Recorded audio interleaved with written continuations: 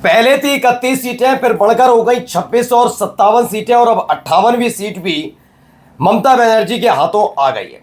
मैं शुभेंदु अधिकारी की तरफ से खाली की गई नंदग्राम सीट की बात नहीं कर रहा हूं। नंदीग्राम से अलग भी एक सीट पर खुलासा हुआ, और उस सीट के साथ अगर तार से तार, तार से तार और तार से तार बांधे जाए तो कई और सीटें इसके पूरे के पूरे जद में आ सकती हैं।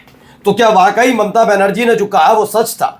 100 सीटों पर ऐसे ही धांधली हुई है, कहीं एसआईआर के जरिए तो कहीं काउंटिंग में गड़बड़ी के जरिए, कहीं धीमी रफ्तार से काउंटिंग को किया गया, जिससे फायदा पहुंचा। क्योंकि अगर ये दावा किसी टीएमसी के कार्यकर्ता, नेता, प्रवक्ता ने किया होता तो बात अलग है। बीजेपी के नेता ने पोल खोल दी कि जहां जहां चुनाव हारने की आशंका थी वहां वहां रफ्तार बड़ी धीमी कर दी गई, और उसके बाद आखिर में जब सब कुछ हुआ तो इसी लहर में बता दिया गया कि इस सीट पर भी बीजेपी का प्रत्याशी जीत गया।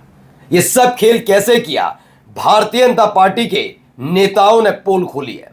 ये रिपोर्ट जरूर देखिए, और इस रिपोर्ट के फौरन बाद ममता बनर्जी सक्रिय हुई, आनंद फानन में एक और बड़ी बैठक बुलाई, और इस बैठक के बाद बीजेपी सख्ते में।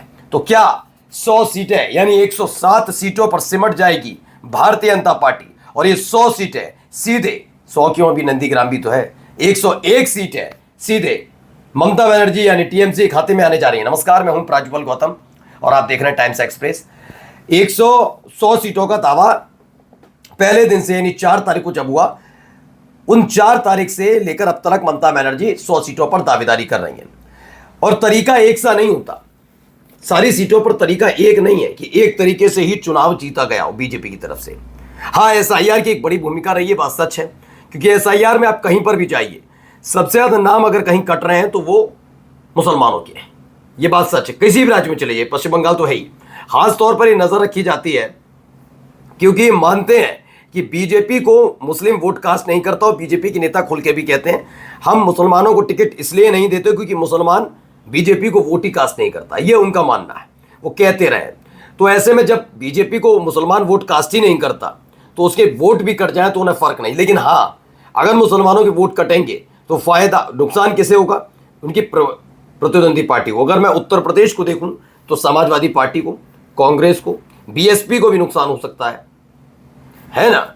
एआईएमआईएम लड़े तो नुकसान उसको हो सकता है, लेकिन बीजेपी को क्यों होगा? बीजेपी को तो वोट ही नहीं देते। तो यही पश्चिम बंगाल में किया गया क्या कि 31 सीटों पर कॉन्क्रीट सबूत है। 26 सीटों वाला हमने आपको दिखाई दिया कि 49 सीटों पर निकल कर आया था, जिसमें से 26 सीटें अकेले बीजेपी ने जीती, यानी 57 सीटें वो हो गई थी। और अब एक सीट पर जो बीजेपी के नेताओं ने खुलासा किया उसका असर बाकी और सीटों पर भी पड़ने जा रहा है। यानी अलग अलग तरीके से चुनाव जीतने की रणनीति थी, कहीं एसआईआर के जरिए तो कहीं मतगणना में खेल करके। तो पहले आपको खबर दिखाने जा रहा हूं। खबर क्या है, यह पूरा का पूरा इसमें बताया गया है।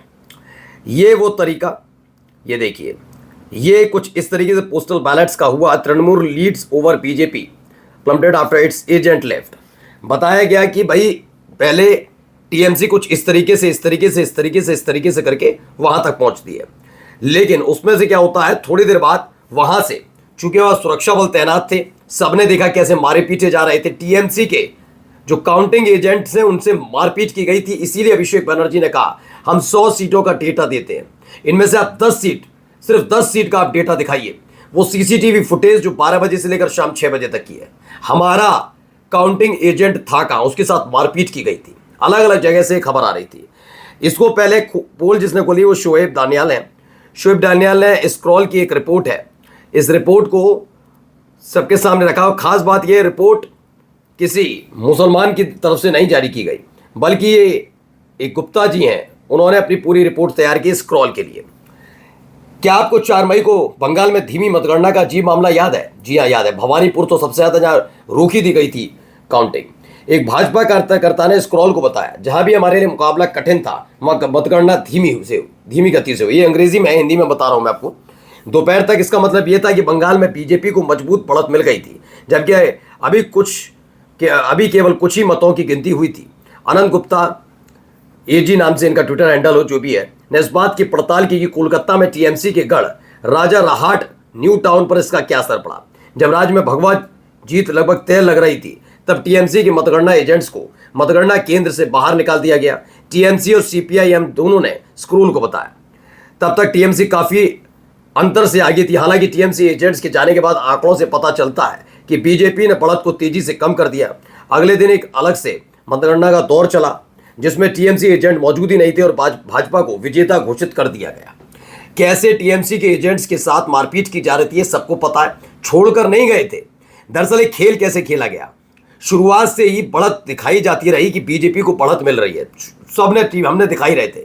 फिर फ्लक्चुएशन होने लगा, फिर यह हुआ कि एकदम बीजेपी ने बढ़त बनाई। यह सिर्फ एक मनोवैज्ञानिक तरीके से दबाव था कि एक होता है न्यूज चैनल चलाते हैं, एक था कि चुनाव आयोग भी इस पर पुष्टि कर रहा था कि यह बढ़त है, बढ़त है, बढ़त है, बढ़त है, बढ़त है।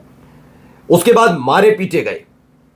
जब ये क्लियर हो गया कि पूरे देश के सामने ये जाए कि पश्चिम बंगाल में बीजेपी जीत रही है, तो उस पर मोहर लगाना बड़ा आसान हो जाएगा। अब ये होता कि टीएमसी जीत रही है और अचानक से बीजेपी जीत जाए तो ये लगता कि खेला हुआ है। इसलिए शुरुआत से ही बीजेपी को बढ़त दिखाई गई। स्क्रॉल की रिपोर्टर और बीजेपी कार्यकर्ता का दावा है कि हम इस वाली सीट पर जो टीएमसी का गढ़ है, राजारहाट, न्यू टाउन, वहां पर कुछ ऐसा ही हुआ।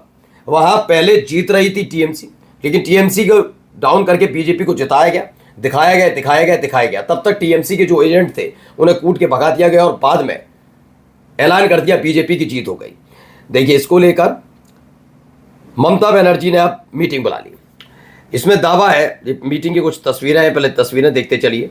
तस्वीरों में हो क्या क्या रहा है। जो अभिषेक बनर्जी हैं वो भी ममता बनर्जी हैं, सब इस पर बातचीत कर रहे हैं। तमाम नेताओं को बुलाया गया है कि भाई ये जो हुआ है इसको भी गंभीरता से लेना है, और वही दिया जा रहा है।